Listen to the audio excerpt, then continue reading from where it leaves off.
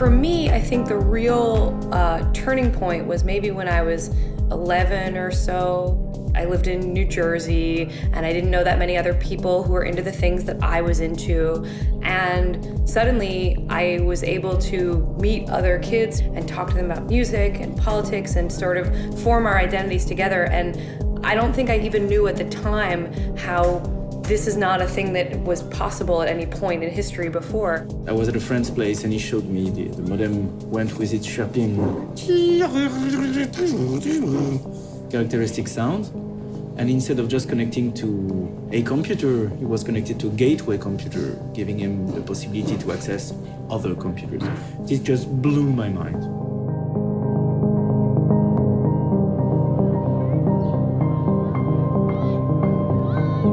And the simple fact that they could have, forums or blog discussions with people across the world, I thought that it was really magic. I think what you're seeing now is both, different levels, both from the governments and the companies, but also from the individual users, a growing awareness that, it may be not such a free space after all.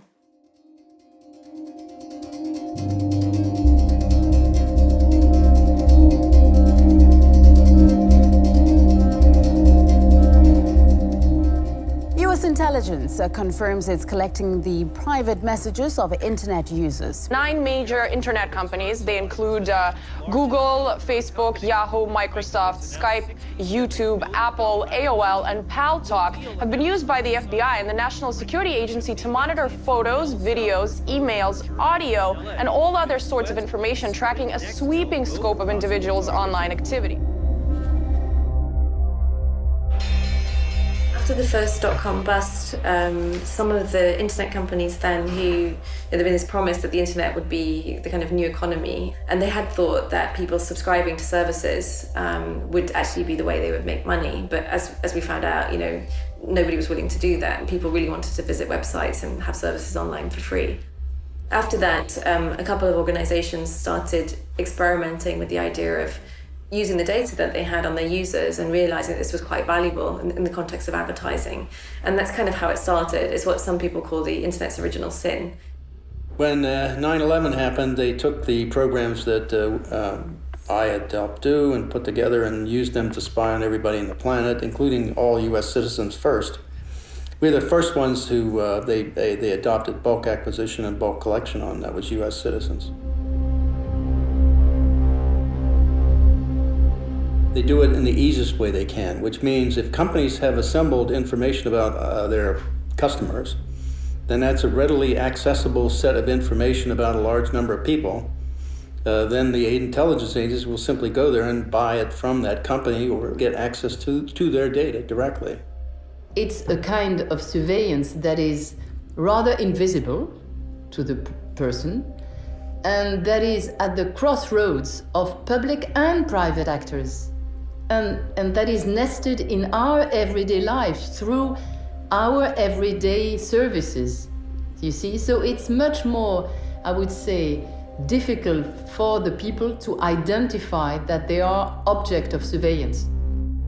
Putting yourself, tons of personal information online using Facebook, Instagram, Twitter, whatever, people don't really realize the danger when it comes to that. But people have instant benefits. It's immediate, it's granted, and it's free. So it's easy. And it's very difficult to balance something that is free, easy, enjoyable, with something that might be dangerous in a hard-to-predict future.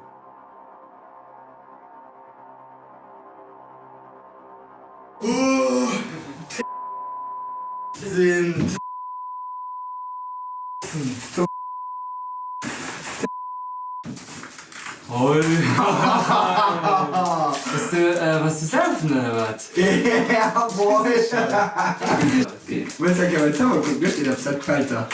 Oh oh.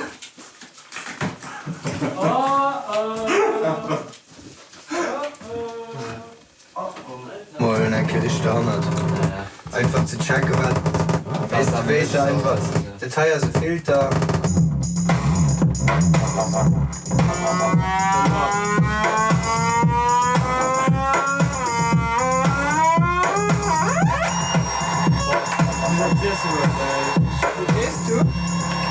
gucken, weil schon um 6, halb 7 im Keller sind. Frag, wen ich spiel dir. Mal rede.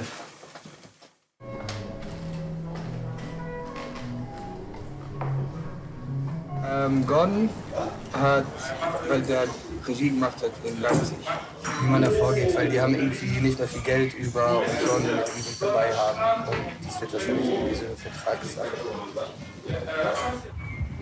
Jo, nee, das ist super. Jo, bis bald. Ciao. Without a doubt, the most, I'd say, aggressive data collector is through the mobile phone, because we're taking it with us in the things that we do. And when this acts kind of like a tracking device, we're leaving data traces that not only indicate things like services that we're accessing, but also where we're going and what our behaviors and patterns are. What you can see very quickly is things like, when does that person often go to bed? Are they traveling? Do they call if they're traveling, do they call a partner every morning? Do they call them in the evening? Did they go out for dinner?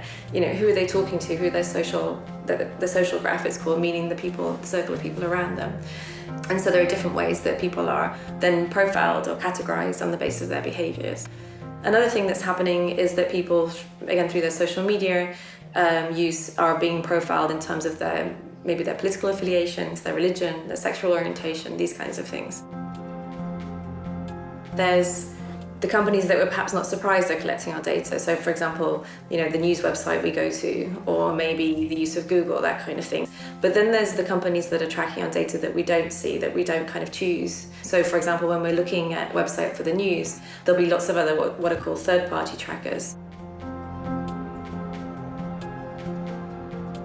Those third party are present, some of them, are present nearly 100% of your navigation. This means that some company that you have not actually endorsed to be present in your navigation, you have not chosen actively, they are still looking what are you doing. And that is present on entertainment, pornography, healthcare, news. This is what some people call the data brokering industry. Some of the most, I'd say, the growth areas there are things like online dating or websites discussing health issues, for example. The business model for the people who are providing the site is to collect your data and often sell it on, for example, in the case of health sites, to pharmaceutical companies. Let's say you checked her out now. At least I have some impact. So what is she doing? Is she fine? Let's. Yeah, I think so. We can check. I think we posted a picture 5 minutes ago from. And right now too. Yeah, that's just very. Hallo and Maxwell.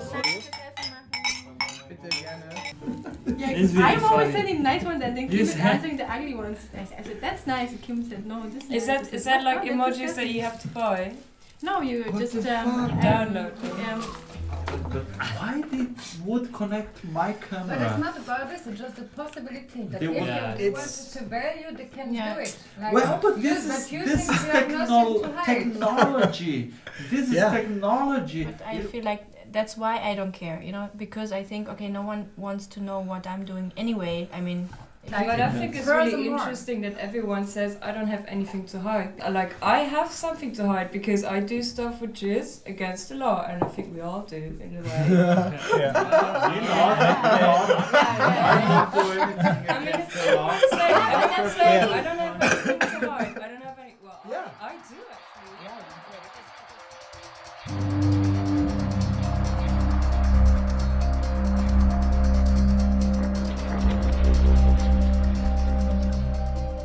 I think it's kind of a difficult question. The process people go through in, I think, justifying their use of technology in terms of this business model of, okay, I get this for free, I give over my data, and I have nothing to hide, so why do I care? And maybe it's a bit creepy, maybe it's a bit strange, maybe I get certain adverts sent to me, but it doesn't make any difference to me. And I think that means that for people like us who try to argue something different, that we should care about these things, it's quite hard to break that barrier. Part of the reason I think this is that how quickly people are ready to volunteer that, it makes me a little suspicious, that they're like, no, I have nothing to hide, clearly. And really they're thinking, maybe I'm a little worried about this, but I don't want to be the one to say it. But think about how people who care about surveillance have been marginalized, you know? There are so many jokes about wearing the tinfoil hat and, you know, do you really believe that they're reading your emails? When I hear someone say that, I actually hear them say, I believe something quite different from this, but I don't want you to know that I do because I don't want to be the one who thinks that. And the other problem with the nothing to fear, nothing to hide debate is that all of us do have something to hide. You know, every single adult has probably committed a criminal offence in their life. It might be something quite minor, like stealing from work, or traffic violations. But there are many activities that are criminal, but not necessarily deviant. You know, the criminological literature will tell you that a lot of people offend consistently. You know, and it's in the percentage of like 60% or more people will regularly commit offences. These might be minor offences. So lots of us have something to hide in that respect. If you say you have nothing to fear because you have nothing to hide, so be happy, not worry, I say, okay, fine. Turn over the keys to your car, your house, all of your passwords, all of your accounts, medical records, everything. And I'll put them into a special secure lockbox, but I will keep it for safekeeping. No one, and this is now thousands of people over the last several years in front of multiple audiences, no one was willing to turn over any of that information to me. And I'm asking them to consent. Okay, tell me. So basically what we would do is put a spy software on your cell phone, which is gonna look at the patterns and actually at the things you agreed or clicked OK on the terms of condition of the apps you're using. Yeah. This plus your browser, we would mostly look not really into the contents, but on what we call metadata, where you're going, when do you browse, to whom do you talk, and basically look a little bit like what does your digital life say about you. Yeah.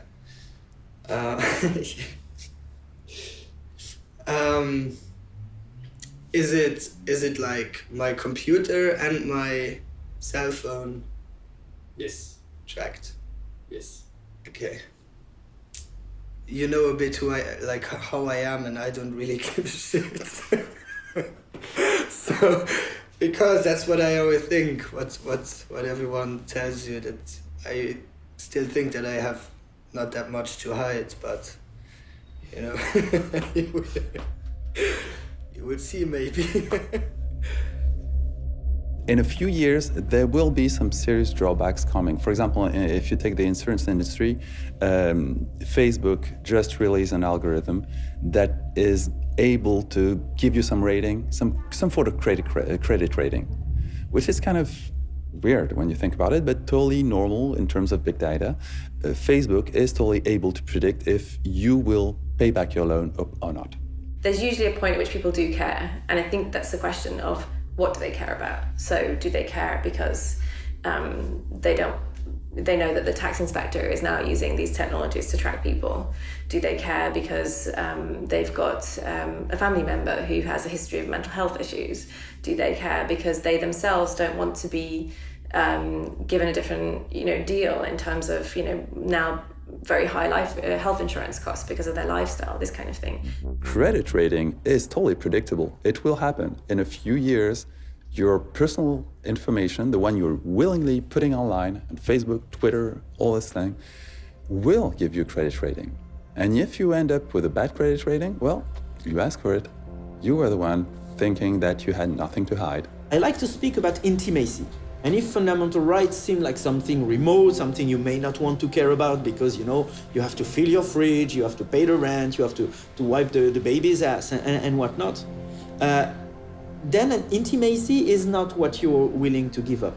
You understand what it means. Intimacy is those spaces where you are truly yourself, either alone or with people you decide to share this intimacy with. Intimacy is when you're naked, either as a metaphor or really. It's when you can experiment with yourself, you can experiment with with new ideas, with new concepts, with new practices, without being judged by your peers. If you're in the middle of a crowd of 100 people and take a guitar and think, what would it do if I played like this, cling, clong, clong? You would never do it. If you're alone in your bedroom with that guitar, you do the cling, clang, clong, and maybe it sounds like shit. And you try again, and again, and again, and again, and again. And maybe after 1,000 times, you'll feel ready to have another person listen to it. And maybe after 10,000 times, you'll feel ready to have 100 people listen to it.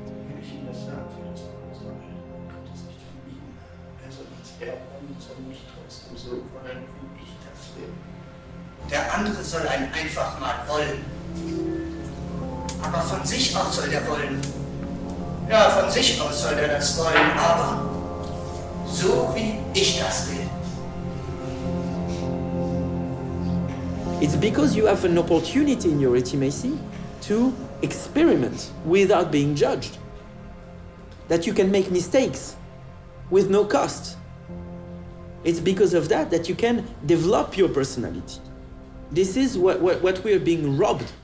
People don't really think of these things. I think also they don't realize that their situation may someday change. You know, today you might feel like you're not a very political person or your life is not very exciting. But what happens if suddenly, let's say you live in a rural part of the world and an oil company wants to put a pipeline through your land or something, that now suddenly you do have some things to hide. You do have an adversary. Arguing that you don't care about privacy because you have nothing to hide is no different than saying that you don't care about freedom of speech because you have nothing to say. But the bottom line here is, even if you're not using a given right at this precise moment, other people do. Saying that you don't care about a right because you're not using it personally is the most antisocial thing you can possibly say. What it's saying is that I don't care about other people. Now, particularly if this is being said by someone who occupies a position of privilege. You know, if you're a rich, old, white guy sitting on the very top of society, you don't care what the laws are, you don't care what the rights are, because society is ordered to protect your interest. It's the minorities who always face the greatest risk.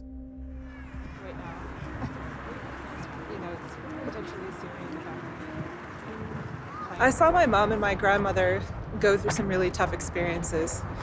And I, became aware that discrimination and violence against women and girls wasn't just happening in my family or community. And I decided that I wanted to work on these issues.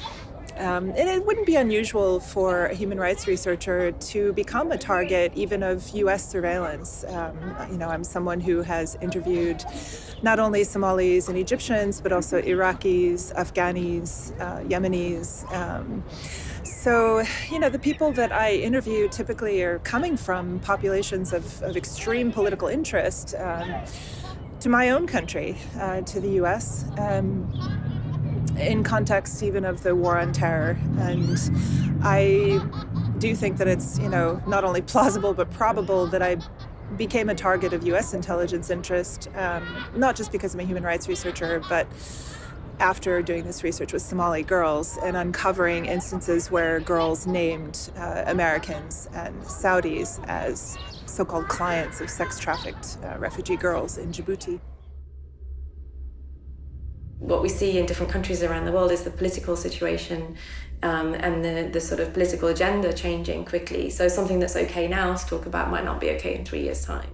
If you combine a drastic and very disruptive technological progress and this soon-to-come political disruption, you will end up in a short time period in something so different that any kind of prospective effort is really, really difficult to make.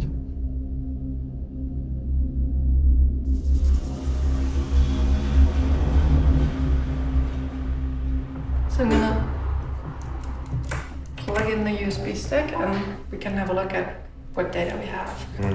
So we have different... X, all logs.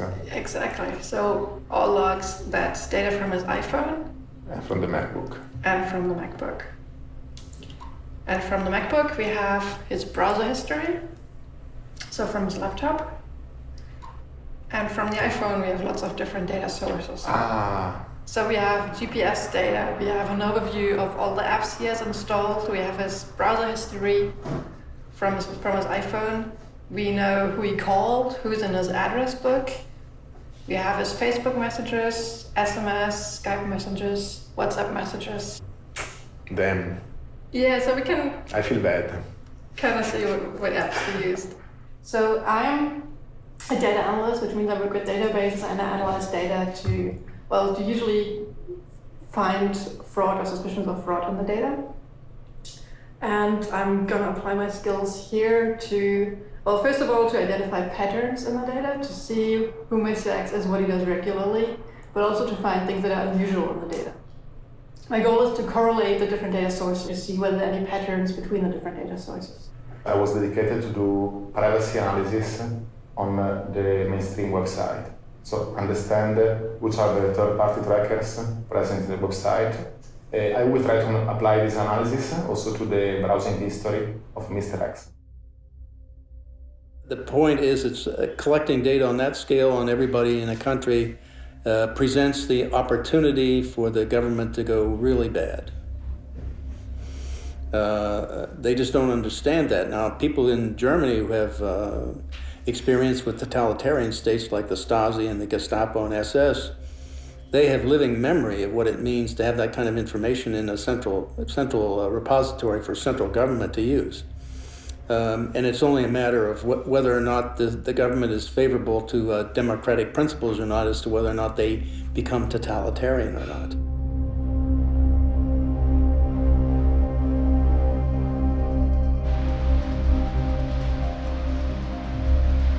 Mein Plan war, mit der Demonstration mitzulaufen bis zum Ende, dort wo das Politbüro auf einer Tribüne stand. Auf meinem Transparent stand der Satz: Jeder Bürger der DDR hat das Recht, seine Meinung frei und öffentlich zu äußern.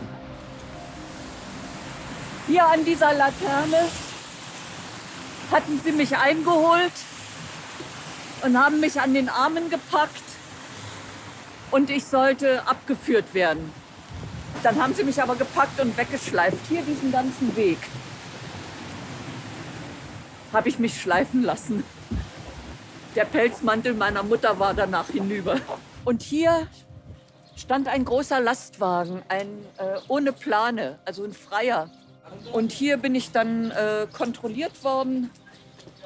Da haben sie dann auch mein Transparent gefunden, was ich im Rucksack noch hatte. Und und dann sollte ich auf den Lastwagen steigen. The Minister of State Security always said, we have to know who is who. That was his always repeated sentence. That's the main question in our work. I spent many, many years listening in on East German communications. And so the motto was to know everything. And at NSA, the mantra under Keith Alexander, director of NSA, Keith Alexander, was to collect it all. Well, part of what's mean is collect it all to know it all. And if you know it all, then guess what? Who is who? That means who is thinking what. This was very important because the Stasi wanted to influence people and to stop political activities before they started.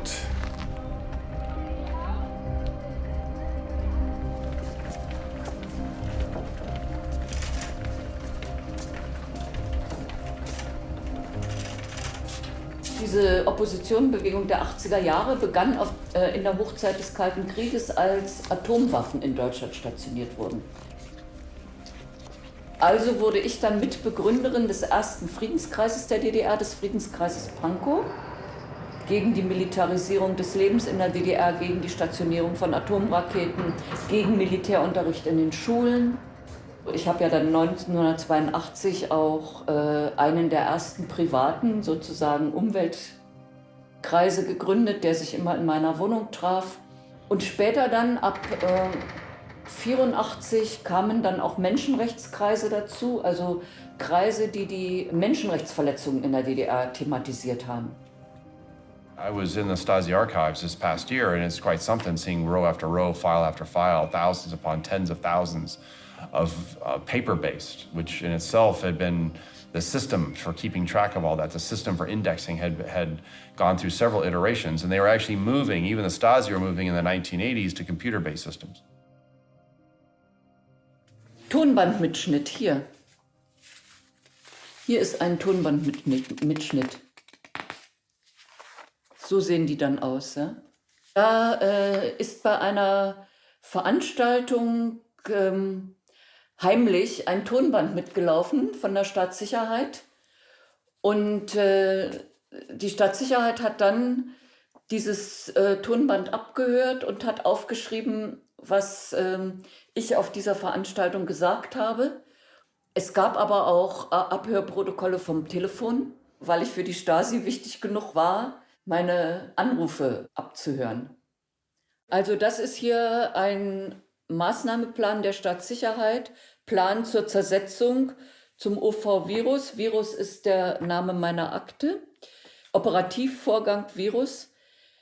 Mit dem Ziel, den Einfluss, die Aktivitäten und die Teilnehmerzahlen des Friedenskreises Pankow zurückzudrängen und die führenden Personen des Friedenskreises zu verunsichern, werden folgende Maßnahmen der Zersetzung vorzuschlagen.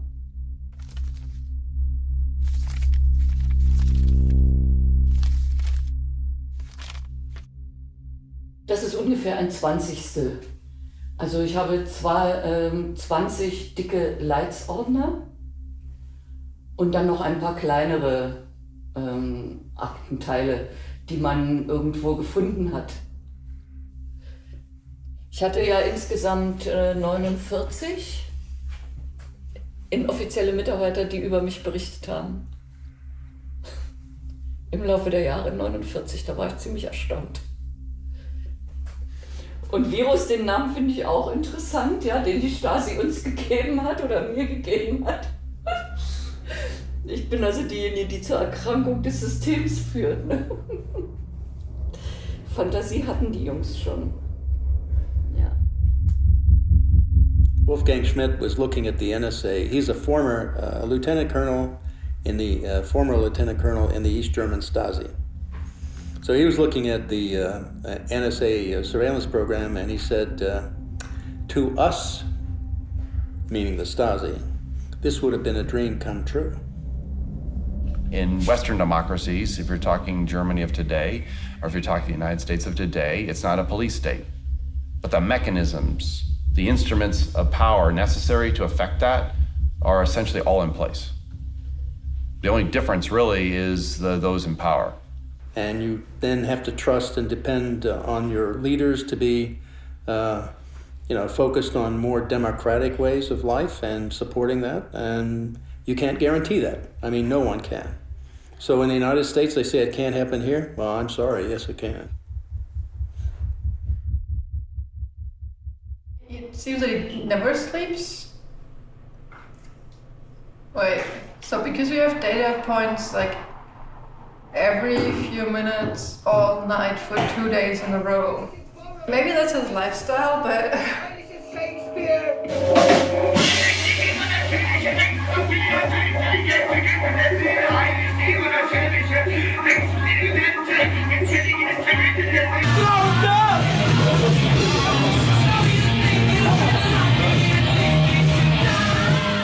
Here, for example, last data point is at midnight, and then we have another one at 11 in the morning. So that would make sense. So maybe it was really just that he didn't sleep for 2 days in the beginning. And then as I recovered with 11 hours of sleep.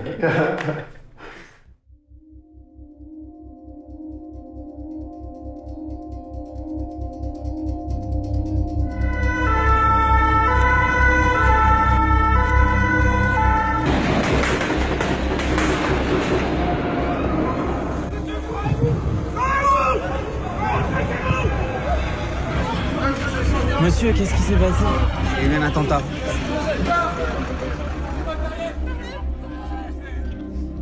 French MPs have approved a bill which would give intelligence services their most intrusive domestic spying abilities ever, with little judicial oversight. The move comes in the wake of the Charlie Hebdo attacks in January. This bill will govern all of the powers available to law enforcement, the security and intelligence agencies and the armed forces to acquire the content of communications or communications data. Dies ist ein guter Tag für die Sicherheit und die Freiheit der Bürgerinnen und Bürger Deutschlands. Es ist ein schlechter Tag für die großen Verbrecher aller Art. The net effect is if you are a law-abiding citizen of this country, going about your business and your personal life, you have nothing to fear. There are many narratives. One is the nothing to fear, nothing to hide argument. The other one that's commonly articulated is that there is a balance between security and liberty, or sometimes that's more narrowly defined as a balance between security and privacy. It's an extremely problematic way of conceptualising these things for several reasons. Benjamin Franklin said something along the lines that people who are willing to give up their liberty for security will lose both, and they deserve neither. And what I take from that is there is not a simple balancing. These aren't things you can easily quantify and measure against each other. I would say very simply, bulk surveillance has been a direct and absolute continuing failure. I mean, it has stopped. They justified by the terrorist groups and stopping terrorism as the means of doing it, the reason why they have to do it. But in fact, it has failed in every turn. Every attack has happened, and they've not been able to stop it by bulk collection. Each time you have a terrorist attack somewhere in the world, you hear right after, oh, see, we need more security, we need more securitarian law, we need more power to the government agencies and the such.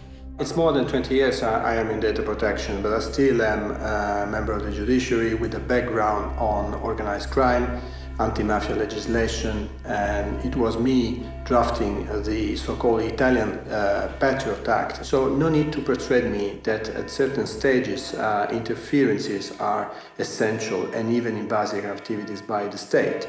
But the efficiency of criminal investigation by police and judicial offices should build on selective sources. What works is difficult, is infiltrating the networks, is surveilling the individuals, is blending into the mass, is for agents to learn languages and risk their lives. And the agents don't want that. They got those big computer systems where they can watch the whole world. Well, guess what? It doesn't prevent terrorism. That's true in Paris, that's true in Copenhagen, that's true in London, that's true in New York and in Boston and Texas and California. All those attacks, they've never been stopped, yet the people they knew that did it, they knew about them and knew they were potential terrorists. But they didn't do anything about it, and the reason is because of this bulk acquisition. They have to wade through all this bulk data to try to assess them and what they're doing as a threat. That means the consequence of that is people have to die first. Then you go look at the people who did that, and then you focus on them, and then you go after anybody who's associated with them. A focused, targeted approach will give them the opportunity to stop people from dying. That's what they need to do.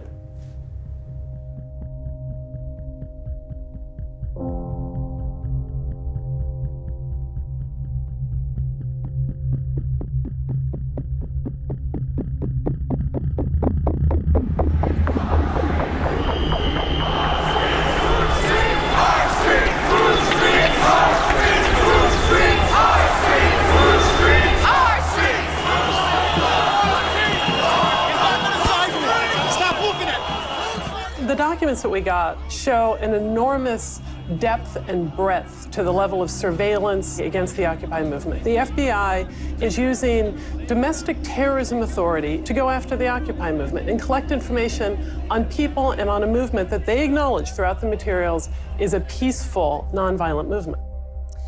Anybody and anybody associated with them were surveilled, which meant they had carte blanche for treat them as a threat and simply in league with the government and others to find out everything there was to know about them. Remember, Occupy Wall Street, interestingly enough, did end up resulting. People were on the streets facing police, right? Meanwhile, there's all the hidden side of that. And with with cameras that can now do facial detection from many hundreds of meters away, scanning crowds, right? And incorporating that all into databases just based on a few select points.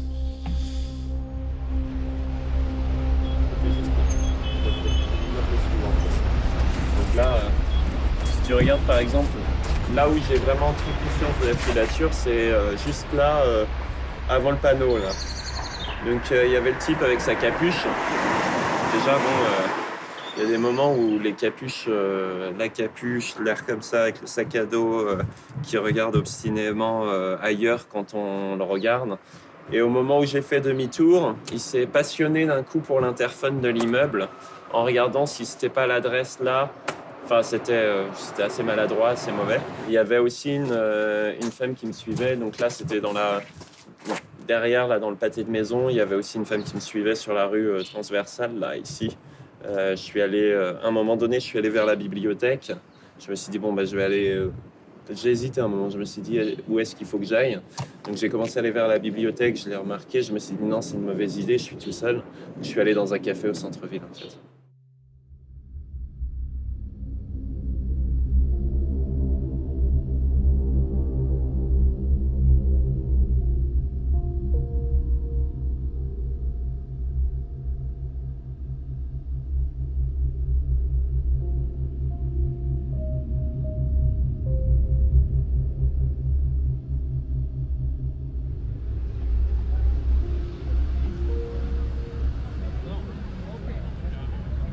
La COP21, moi j'étais investi depuis plusieurs mois sur les processus d'organisation de la COP21. Donc en gros c'était toutes les questions logistiques et moi j'étais un peu dans la commission juridique de soutien aux manifestants.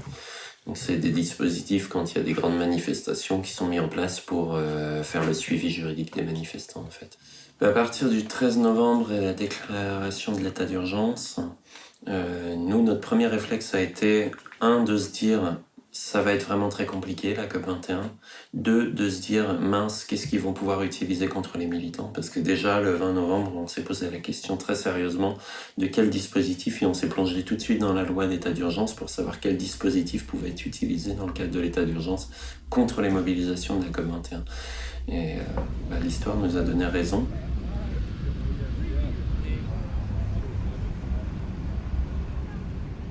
Et ça a mis une pression extraordinaire sur l'ensemble des dynamiques, puisque c'était censé être une mobilisation internationale où étaient attendues des dizaines de milliers de personnes, voire des centaines de milliers, parce que c'était plutôt sur ça que tablaient les grandes organisations telles que Havas ou autres, qui le 29 novembre voulaient ramener plusieurs centaines de milliers de personnes dans la rue. When we see activists from Occupy Wall Street being surveilled with the very same tools of mass surveillance, when we see that activists in the US, because they're Muslim, are being surveilled, when we see in France that state of emergency is used against ecology activists and all kind of activism, we have a demonstration that anti-terrorism as a way of governance only leads to injustice, only leads to undue abuse of power. So you understand why the state wants to send examples, right? They don't have to have entire segments of the population being obviously outed, right? They just have to keep track of them. And those that are a bit more let's say expressing themselves, let's say a bit more questioning about authority, well, they're the ones we're going to pay a little bit more attention to, especially if they organize, especially if they associate.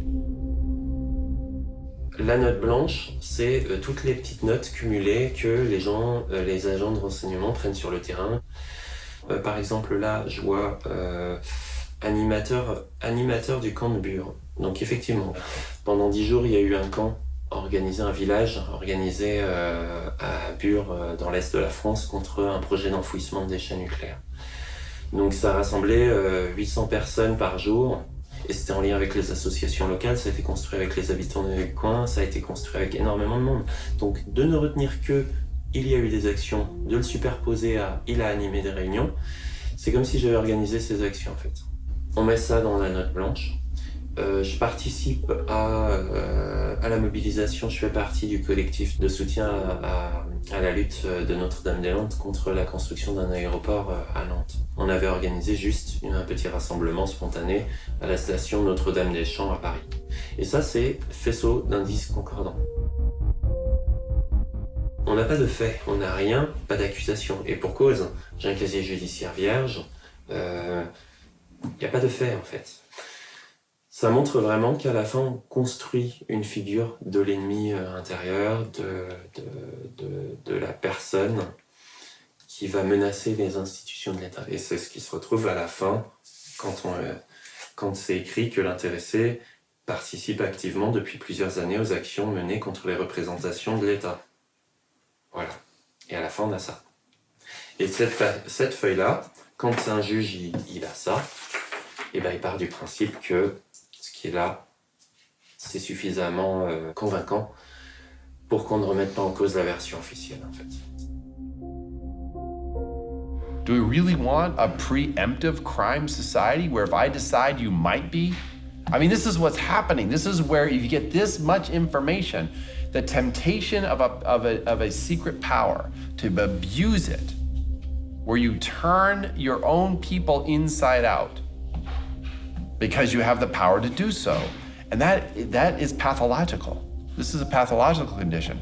It goes far beyond actual threats. It goes far, you have threats, right? Because that's to justify the need for all of this security apparatus. But you're ultimately using it for social control. I think any state which does surveillance is essentially to make sure the state power will not be endangered by the people. They want to keep the power. So they want to know what people are doing, with whom they have relationships, so that they can, if necessary, block the people they think are part of the political antagonism. We redefine what privacy is. No reasonable expectation of privacy. Wow, redefine privacy, so you define it away in a way that actually suits the interests of national security. Whoa, remember that thing? Nothing to fear, nothing to hide. Then why, if you're so fearful, are you that fearful of the people? I mean, I can reverse all of this. I can reverse it and say, they must be incredibly fearful of the people. They may not say it that way, but then why would you need all these records, just in case?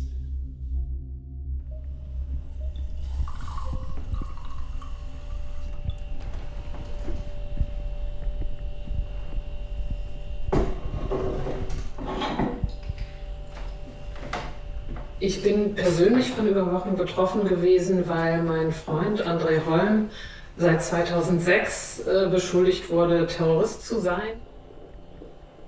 André ist Soziologe und beschäftigt sich mit dem Thema Gentrifizierung in Berlin sehr viel, schon seit vielen Jahren, und hat viele Texte veröffentlicht als Wissenschaftler, auch als Aktivist, weil er sich für Mieter und Mieterinnen in Berlin einsetzt. Das BKA hat zu dieser Zeit nach einer militanten Gruppe gesucht, und weil sie die nicht gefunden haben, haben sie irgendwann die Texte unter anderem von André mit deren Texten verglichen und haben dann ähnliche Worte gefunden. Ich glaube 7 Worte, die in deren Texten und in seinen Texten vorkamen: Gentrifizierung, Reproduktion, auch marxistisch-leninistisch, was für Wissenschaftler eine Vokabel ist, die nicht ungewöhnlich ist. Und das war der Anfangsverdacht, warum sie dann gedacht haben, es könnte sein, dass der die Texte dieser Gruppe schreibt, und haben angefangen, ihn zu überwachen.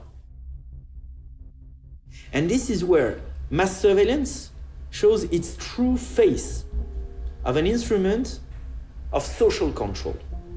This is the main purpose, the main effect of mass surveillance, is to keep populations under the diffuse impression that if they say something, or if they do something that may make them look like they have something to hide, that may be something worth hiding, then people will know about it, so they better not say it and not do it.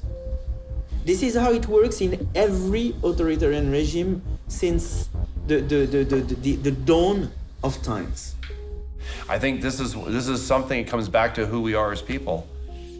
I just know from history, I know from my own experience, I know from even dark chapters in US history, that the power of the state through instruments like surveillance, ultimately turn against the people. And it's not far removed, right? It's not far removed to take that kind of power and now establish something that's clearly undemocratic. And you in essence are treating all of your people as subjects, right? Not citizens. This myth of nothing to hide, when put into action, may turn individuals into perfect subjects of control, into subjects who accept control, who accept dominance, who accept servitude.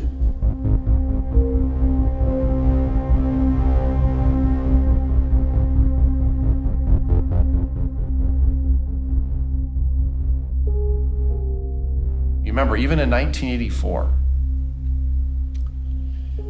I mean, that's a novel that has become very real for me. Or even in Brave New World, which is another way of looking at this, okay? Sort of the bread and circuses routine, right? Here's the problem. If I say I have nothing to hide, I'm gonna come back to that because I have people in my network right now that will actually say that knowing full well what they say. Then where does it end? Because if you say in terms of electronic communications, I have no reasonable expectation of privacy, then where do I have an expectation of privacy?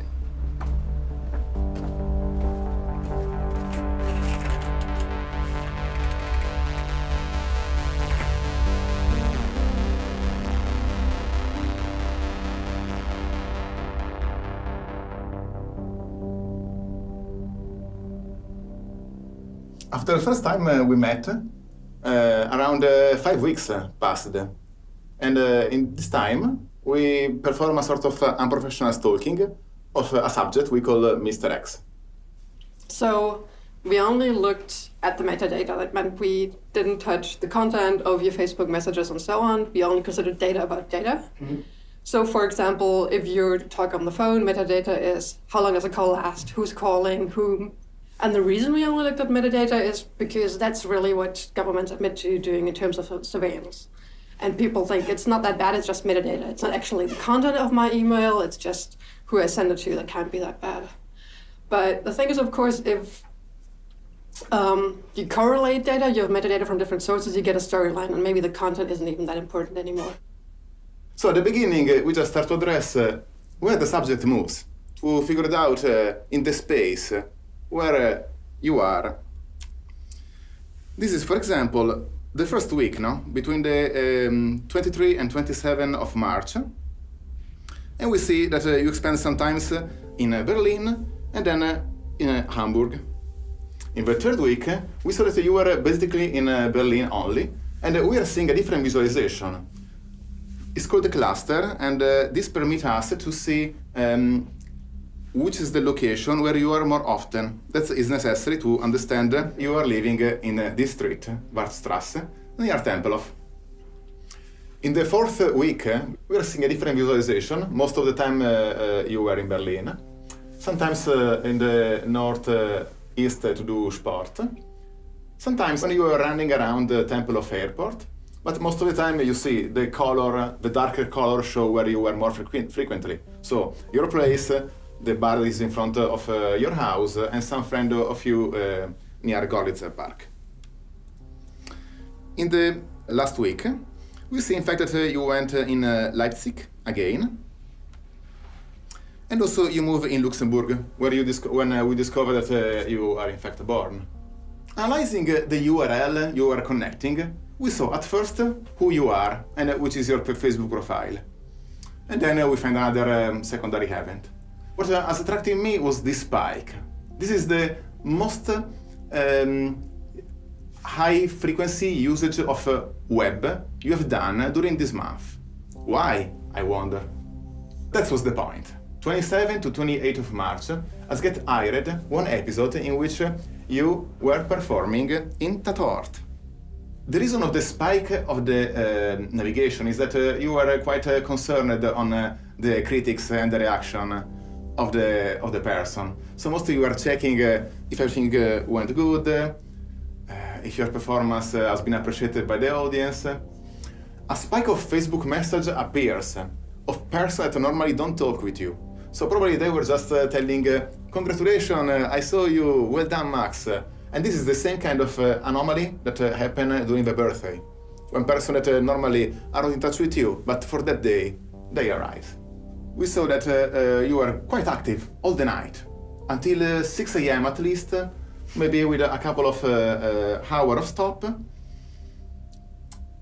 Another way to see anyway the metadata is just to synthesize and take some very peculiar moment of the day. For example, where you were between the 4 a.m. and the 5 a.m. So, where did you sleep last night? Mostly we see that are 2 days where you are in the towers. And if we unzoom the map at European level, we saw clearly the Hamburg and Leipzig, where you were for a couple of special events. Okay, so here's a quick overview of the data that we collected from you. You can see that it varies per day. We get a lot of location coordinates. So we did an analysis of what domains or what websites you visit when you surf the web. And that huge blue bar on the left that you see there is Facebook. So a lot of your web activity is concentrated there. You also go to some other websites, like you research travel, you Google some things, of course. You order food, you watch a lot of online videos, you watch some porn, you're interested in synthesizers, but still Facebook is like the thing for you. What's always really interesting is to look at people's Google searches, because usually you can learn quite a lot of what goes on in people's minds by looking at their Google searches. You did 83 Google searches in 1 month, and that seemed like not a lot to me. No. I did some research. I found that the average person apparently does 150 a month. Really? That's not much of Google searches, though. No. That's funny, yeah. Just to know, all the websites you navigated, for the 72% of the time, they include Facebook. What does it mean? When you are connecting yourself to a website, you feel that you are just doing a connection to a single host, and only one entity, one organization knows about your activity. In fact, there are other third party. There are many, at least between 5 to 20, depends on the kind of website. But in this case, the two most frequent are normally Facebook and Google. And Facebook was clearly aware of what you were doing, also if you were not in Facebook. We made this analysis mostly by hand because it's not our job. Once we've developed this tool, means that the next person we have the data, we can create the same kind of output. So we have to think that most of the time the enemy, that can be a government or a corporate surveillance, when they develop the tool, that is for one person or for 1 billion is the same. I mean, I give you an example, my own example. I keep saying, what is it like? It's not a very good feeling when you get up every morning knowing that your own government is tracking you. They told me later, we knew everywhere. We knew when you got up, we knew when you left the house, we knew which vehicles you used, where you stopped, where you shopped. Every electronic communication that they had access to was being monitored on a 24/7 basis, including my phone.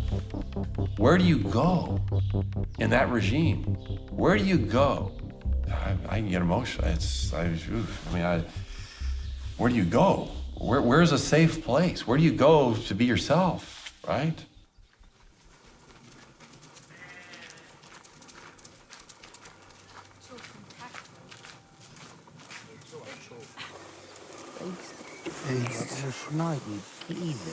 Natuur. Stress is natuur. Maar Alem, du hast du Kopfsprung ruf gemacht, übertrieben. Maar ja, maar dat hebben we net Guck de Fiels. Maar ja.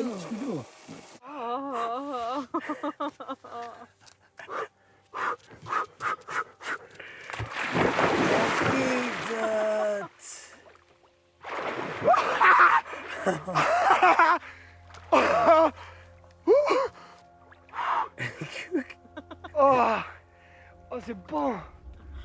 Oh, c'est froid. Are we back down to just my physical body? Just literally the only thing left now is in my head that's private? And even that's suspect with emerging technology? Then where do I go that's safe? Where's the safe from? I get back to 1984. Winston cowered in the corner. Why? Because it was the only place where the surveillance cameras couldn't see him, which meant they knew where he was. And in the end, people forget the rest of the book. They haven't read, people have finished reading 1984. It's quite dystopian because even Winston gives up. Winston is the protagonist. Winston is the person in all of this, right? What happens to Winston is what happens to society. Also die allermeisten inoffiziellen Mitarbeiter, die lange für die Stasi gearbeitet haben, und das ist die Mehrzahl, die hat das freiwillig gemacht.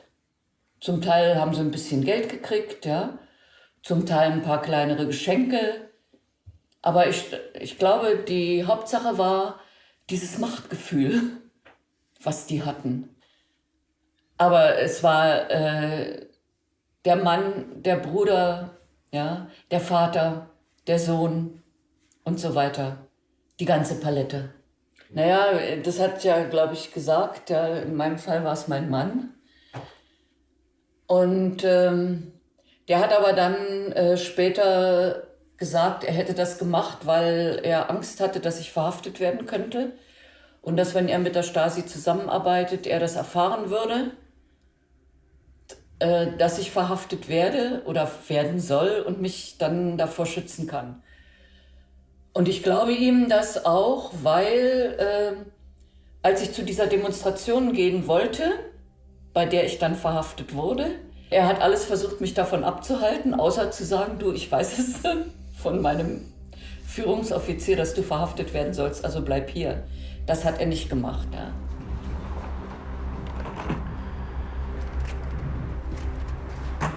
C'est ça en fait le fond de la chose, c'est que beaucoup de gens se disent non mais il a sans doute cherché, il y a sans doute une bonne raison. Ils font pas ça sans rien, ils le surveillent pas sans rien. Il y a plusieurs personnes qui m'ont dit mais attends, si t'es assigné, c'est quand même que tu fais quand même des choses quoi. Enfin t'as bien dû jeter des machins ou t'as bien dû faire quelque chose. Et quand il y a une prise de conscience que c'est pas le cas, c'est là que la plupart des gens se disent ah merde, je pourrais être surveillé, je pourrais avoir des problèmes aussi. Et c'est ce qui s'est passé pour ma famille et pas mal de gens de mon entourage qui me connaissent, qui savent qui je suis et qui eux ont violemment pris conscience de ce que voulait dire la surveillance et de ce que ça pouvait entraîner comme conséquence en fait. Pour moi c'était un peu difficile parce que je savais que Joël était surveillé et puis cette surveillance, donc quand on le sait pas, on le sait pas, mais dès qu'on commence à s'en douter et qu'on en est sûr, bah c'est une intrusion dans l'intimité qui est quand même très violente et enfin moi je l'ai vraiment vécu comme une violation de mon intimité. Moi ça m'a mis vraiment, je pense, une bonne semaine à me dire allez, faut que la vie elle continue et il faut pas rester dans cette paranoïa et cet état de psychose et post-traumatique. Vraiment. Et donc la plupart des gens se pensent à l'abri de ça. Mais il suffit que la police se trompe de porte lors d'une perquisition administrative sous état d'urgence, qu'un voisin mal intentionné ou un collègue mal intentionné dit lui, il est louche, il s'est rasé la barbe, il va à la mosquée, et on peut très vite tomber dans cette case de la personne surveillée en fait. Et d'avoir le sentiment qu'on est à l'abri de ça parce qu'on n'a rien à se reprocher, et ben c'est vraiment là où s'articule la force de la surveillance en fait. C'est qu'elle isole les personnes en fait. Elle isole l'individu, le bon individu du mauvais individu. Das fand ich persönlich furchtbar, das war wahnsinnig unangenehm. Faktisch zu wissen, hier in meinem Leben jetzt findet das statt, dieses Telefon wird abgehört. Es gab Observationen auf der Straße, also zivile Beamte, die unsere Wohnung beobachtet haben oder uns hinterhergelaufen sind. Es hat auch Kameras gegeben, das wissen wir aus den Akten, die auf unsere Hauseingangstür gerichtet waren und auf den Hinterhof. Andres Eltern, die phasenweise auch mit überwacht worden sind, weil unterstellt wurde, dass selbst die in dieser terroristischen Geschichte mit drin stecken.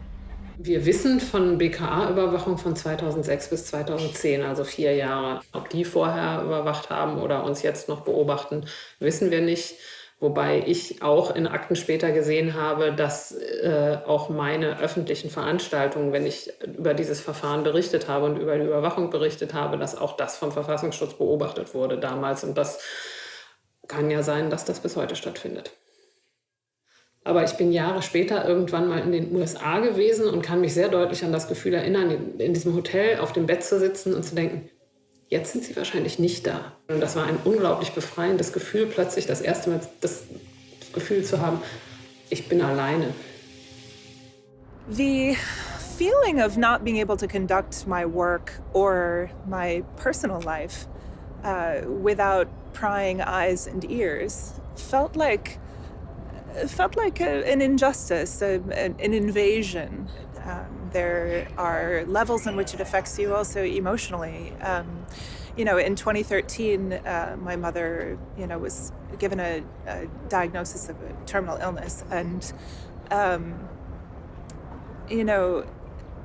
some of the most important conversations of anyone's life, certainly my life, took place, as my mother was actually on her deathbed. And, after these feelings of, just total invasion, I wasn't able to sort of just connect with this experience of taking care of my mother without doing something about, the mobile phones that are constantly in the room. So, maybe strange to say, but it offered me some little bit of comfort while taking care of my mother to put the phones in the other room.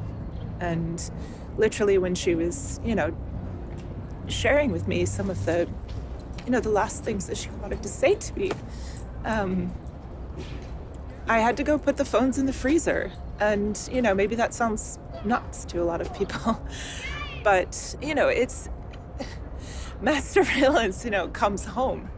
It's not just something that happens over there or to, NSA contractors. It's not just something that,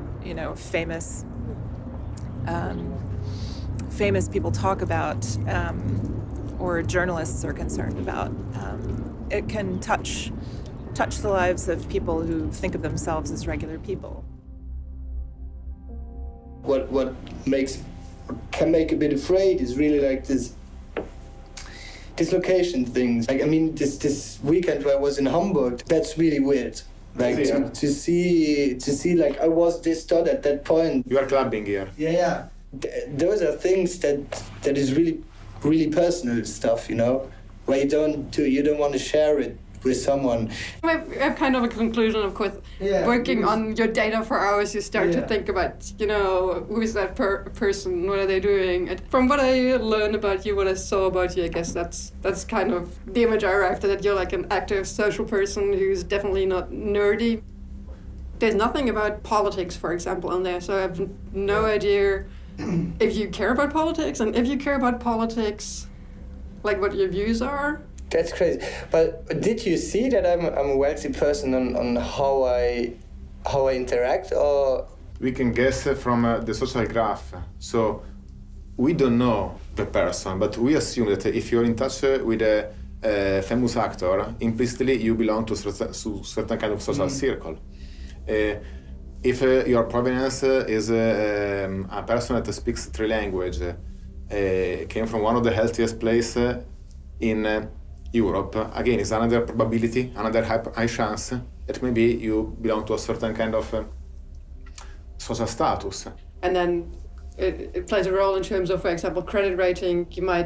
Insurance might become more expensive for you, or products at the extreme end might become more or less expensive for you, depending on how much money you have and how much you want them. Because we can kind of see what you do and what you need. If you have the indicator of don't sleep for 2 days in a row, or to be in the point A to a point B in less than this amount of time, that means you are going fast with your car, are things that somehow discriminate you. Yeah, I feel that is really unfair. And Facebook Addict, yeah, it seems really weird because I don't post that much, you know. I don't go like stalking people. It's more like to do, well, yeah, to advertise like my job. I was using when you connect us Facebook the first time to understand when you wake up. Yeah, I guess most of the people do that. I don't know. I do it like this. It's weird. You have to think that the app we are installing in our mobile phone most of the time have access to some of the metadata we used. And you don't know exactly who is behind. We promised to you that we are not going to make any harm with your data. But when your data are collected by 20 or more anonymous company in the other side of the ocean, and you for them are just a number, that is the scary aspect of the corporate surveillance. They pull in all the metadata of your transactions, and then they can do timelines of your entire relationship in the community that you have and the transactions over time in sequence, and build basically a timeline of your electronic life. It's all done automatically with software. It doesn't take people to do it. They called it the corporate store, sort of in quotes, the corporate store. It started off with just phone numbers, which obviously can be indexed to names and addresses. And then it turned into emails, financial information, internet usage. But what they're primarily interested in is who are you hanging out with and what are you saying? Who are you spending time with? This is where the metadata actually is quite significant.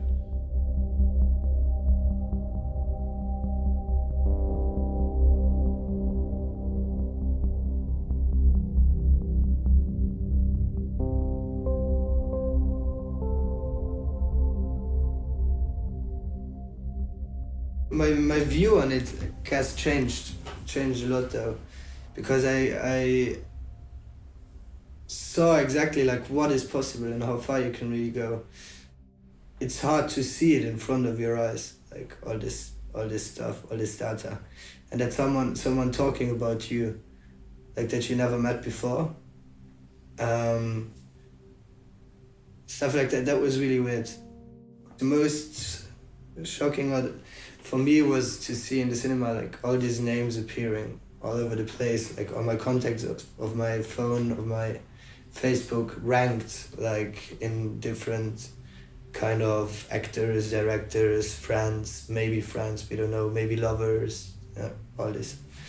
And even they had a weird feeling because a lot of people came back and were really asking like, oh, how is the surveillance going and the movie and thing, because I guess that was something really, really weird for them to hear from me, that I'm next to them and I get surveilled like the whole time.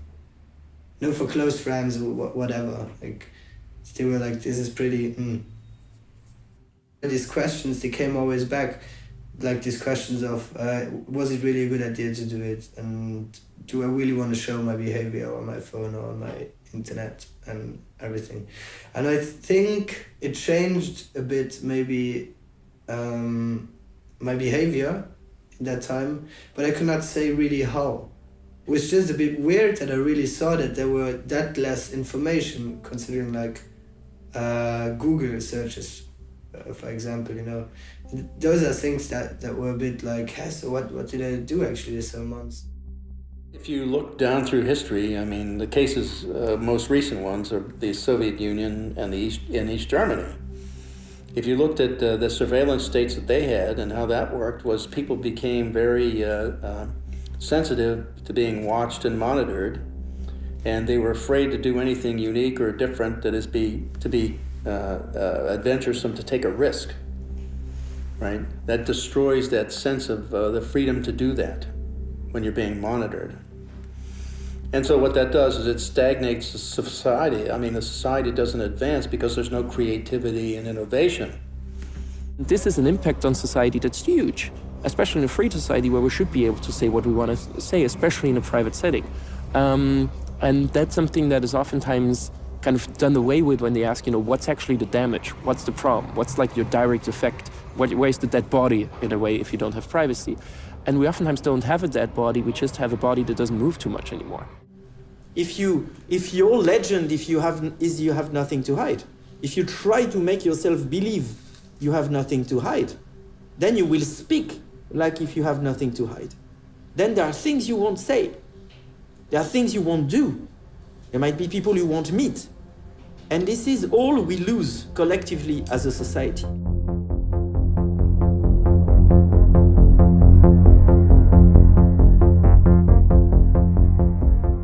It's probably the first time in history that technology is allowing the possibility to have a real mass surveillance, again from public or private actors. And as you said, this surveillance is rather accepted by the person. So the question that we have collectively to ask ourselves is it exactly the type of digital environment we want? And I think we're right at this moment now. I have my answer, but I think all of us, we should ask ourselves this question because the choices won't be exactly the same, you see. The things we should not do are thinking that there's nothing we can do about it and we lost already. What we can do is to convince each and everyone that it's not a lost battle and that it is worth fighting to start with. Es gibt keine unwichtigen Informationen. Und jede Information kann missbraucht werden, wenn es jemand missbrauchen will. Und ich sage den Schülern immer, ihr müsst aufpassen, was ihr von euch preisgebt. Denn so schön diese neuen Möglichkeiten alle sind, aber die beinhalten auch eine Überwachung der heutigen Menschen, von denen die Stasi nur träumen konnte. I think another thing people can start to do is also play around with just kind of feeling like they understand how the technology works a bit more. You know, using a computer or a mobile phone, we've been taught that it's a bit like a washing machine. You know, you put stuff in, you press the program, and then you don't think about how it works. The truth is the less you know, the less control you have over what's happening. So, like motivating people to get a bit more interested in knowing how the internet works, or knowing how your device works, or knowing why it is that the company's giving you free services is pretty important. There are a lot of things you have to learn. If you want to fly, you have to take courses in flying. If you want to run, you have to train yourself in running. And I believe the best way is the community learning by other people, which makes it more convincing and also more understandable very often. There is, for pretty much everything that you're using now, every Microsoft or Apple product or Google or Facebook or whatever, there is probably an alternative. And in most cases, the alternative is very good. And, you know, just really simple things like using a search engine that doesn't track you, like Disconnect or DuckDuckGo, because we know that Google is a very powerful surveillance engine, you know, in all these great, you know, really sophisticated tools that it gives us. It's taking all of our data. Signal for texting is something that I teach. Tor browser, that is the web browser that helps protect some of your personally identifiable information from websites you visit, from your internet service provider, from anyone who's observing your network traffic, whether they are, you know, your work IT department or a sovereign state. I think we have to be very humble here. We have to think very carefully how we speak about those things. Saying to someone saying to someone living in an authoritarian regime where internet communications are particularly surveilled, oh, you should use Tor, may end up having this person taken to jail or worse. Because in some countries, maybe just using Tor blinks a red light, potential political opponent detected. So it's not about giving advice, it is about sharing and understanding, and it is also about building collective resources where we can efficiently mutualize knowledge. So on a case-by-case basis, we can find appropriate solutions. The good part is that once we arrive to a world where half of the population will encrypt for no reason, it will help others by overwhelming the surveillance state with uninteresting encrypted mails. But we need this hype to start and begin for all of us to be really secure. We need free, liberal software. Software that belongs to the humanity as a whole. Software where everybody on Earth has the same freedom as the author to get to understand what a piece of software does and to get to modify it. Then we need decentralized services. Decentralized services means that you know where your data goes. You know what is happening when you click somewhere. You know what is stored, you know where it's stored. So we need all this in conjunction with end-to-end encryption, not any form of encryption. End-to-end encryption means that you generate a cryptographic key, I generate a cryptographic key. We decide to share those keys, and then we are in control. What I like about the tech side is that there is something that can be done. Each of us can make a change to our behavior in terms of whether we encrypt our communications, whether we use free software, hopefully some combination of all these ideals. And even just making one small change today does do a great deal. Just using an encrypted texting app like Signal for your communications between your friends is not perfect. Phones are bad, all these other issues, but it's something. And I think it shows people that they are empowered to make a change themselves. And it means also that democracy, people got to understand, democracy is not a spectator sport. You have to participate, you have to be active, and you have to do that continuously to ensure that you keep your rights and freedoms. You can do access requests, you can ask any company in the world, what data are you storing about me? They have to send you a copy of everything they hold about you. You have an idea of what they're actually holding about you. You can see, if they shouldn't have this information, where did they get it from? And this creates a lot of trouble, interestingly, for companies. If just individual people are asking, what are you actually having on me and why do you have that and how is this legal? It gets the whole legal department going crazy. It's an industrial challenge that would take policymakers on a path of really doing shit for growth and jobs if this is really what they care about. Rebuilding the capacity in Europe, in Germany, in France, and everywhere to build computer chips, to build computer systems we can understand on a hardware base is something critical. When we realize that there's something we can do on a personal and community level, I think it can encourage us to act at the political level more, so by contacting our lawmakers or supporting organizations that are doing the work of law reform. One of the most powerful things that I think has happened since Snowden is this massive increase of all of those things. All the people who are working on this stuff, more or less in isolation, have come together in a way that is, I think, when I think that we're gonna win, I think it's because of that kind of solidarity that we have.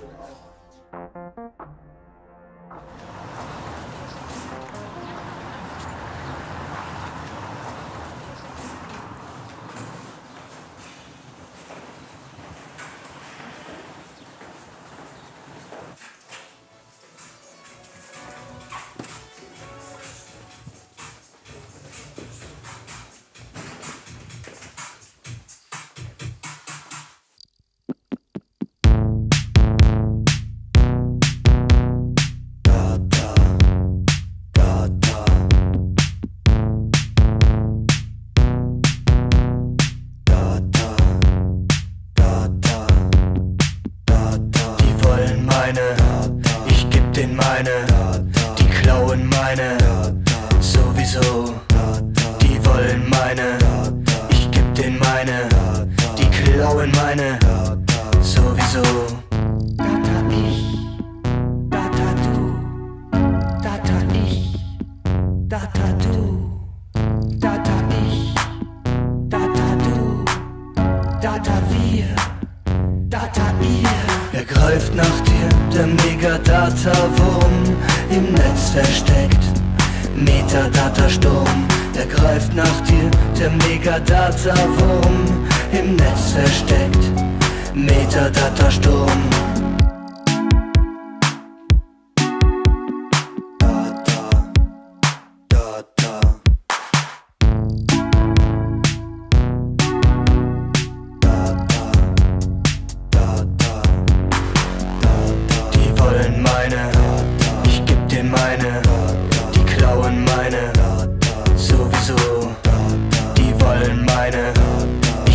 klauen meine, die klauen meine. Er greift nach dir, der Megadata-Wurm, im Netz versteckt. Metadata-Sturm, er greift nach dir, der Megadata-Wurm, im Netz versteckt. Metadata-Sturm.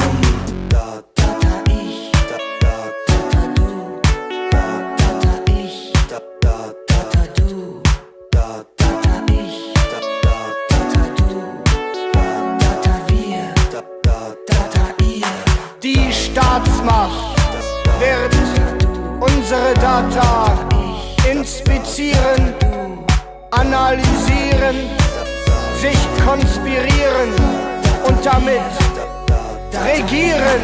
Er greift nach dir, der Megadata-Wurm, im Netz versteckt. Metadata-Sturm, er greift nach dir, der Megadata-Wurm, im Netz versteckt. Metadata-Sturm, er greift nach dir, der Megadata-Wurm, im Netz versteckt. Metadata-Sturm, er greift nach dir, der Megadata-Wurm, im Netz versteckt. Metadata-Sturm.